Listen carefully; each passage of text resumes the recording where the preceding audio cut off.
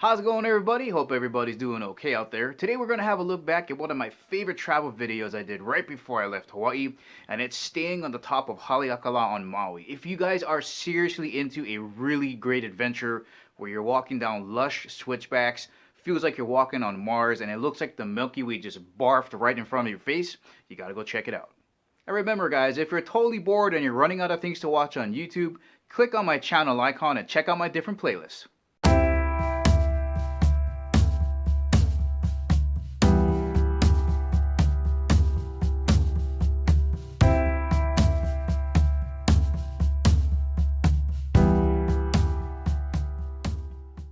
Yeah guys, so total bummer. As of February 1st, 2017, now you have to make a reservation to get up on that mountain and view probably one of the nicest sunrises you will ever see in your entire life.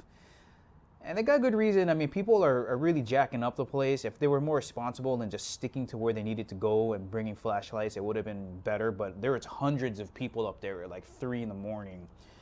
10,000 feet above sea level, guys. It's cold as hell. It's like 30 degrees with 30-mile-an-hour winds. It can get down to the teens. Look at that little neon P coming up over the horizon. It is absolutely stunning. It's about a 2-hour drive from the bottom to the top. Just want to cruise it.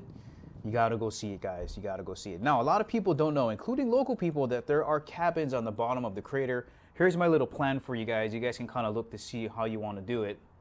But let's say you're gonna go up to the summit of Haleakala and just kind of look around, and you're up at the Sliding Sands Trail, all right? So that's around 9,000 something feet.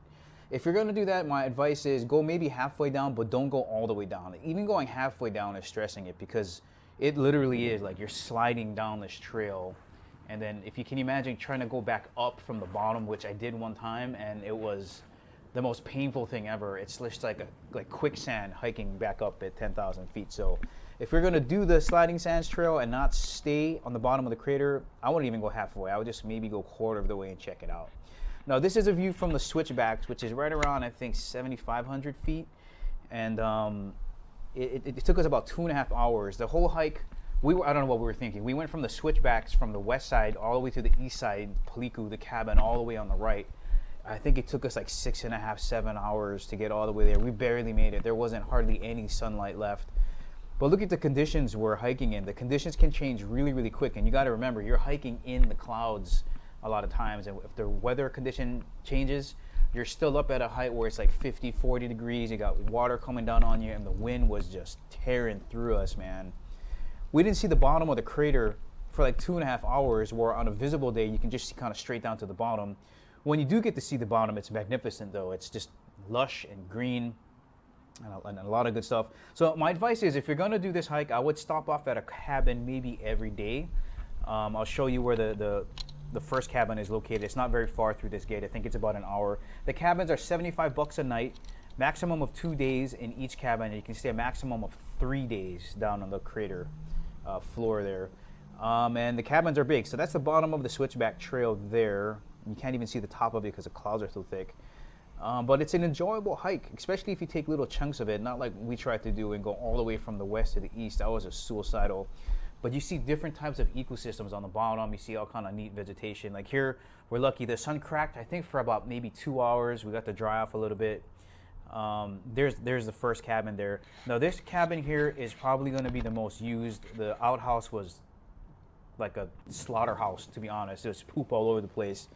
But there you go, the rain came back. I mean, look at that. It's like you're on Mars. Straight out of the Lion King, man. Elephant graveyard action. Simba, don't go where the sun does not touch. Just craziness. And for the most part, it's pretty flat after this, but it's just after coming down the switchbacks, really bad. And if you could imagine coming all the way from the east, all the way west, and then having to climb up the switchbacks, that's what we did again. I would say, again, stay one night at that cabin at the bottom of the switchbacks, and you'll be totally happy with climbing it in the morning. Or the way you're supposed to do it is you're supposed to go down go down Sliding Sands, hook around, and then go up the switchbacks. It can be done. And here's Paliku. Here's the cabin all the way on the east side. And this is the second day where the sun stayed open. It came up for about like maybe 8 hours, and then it just rained on us the rest of the way.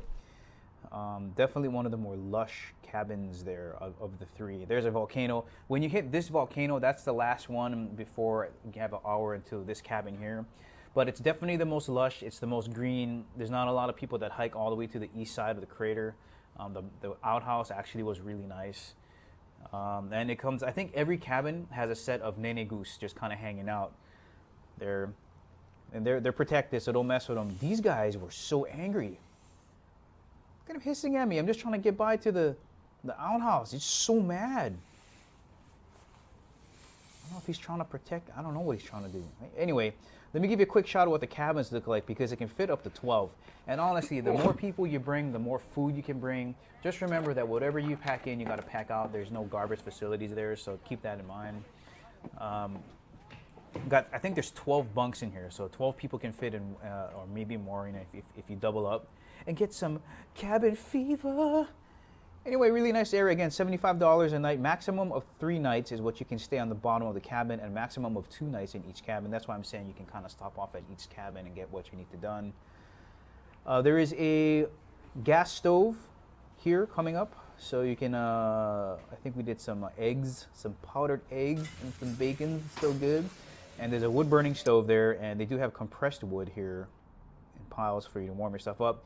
They do have a water catchment, and you do have to boil your water before drinking it. So, people from the mainland, people from Hawaii, go check it out. If you got to go make your reservation, make your reservation. Here's a shot at the outhouse. It was actually really, really clean. It wasn't like that outhouse that I had to go in on the Utah Trail, but go check it out, man. This trail goes all the way to the south side of Maui to the Kaupo Gap.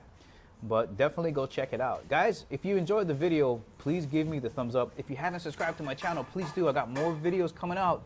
And as always, I will catch you guys later.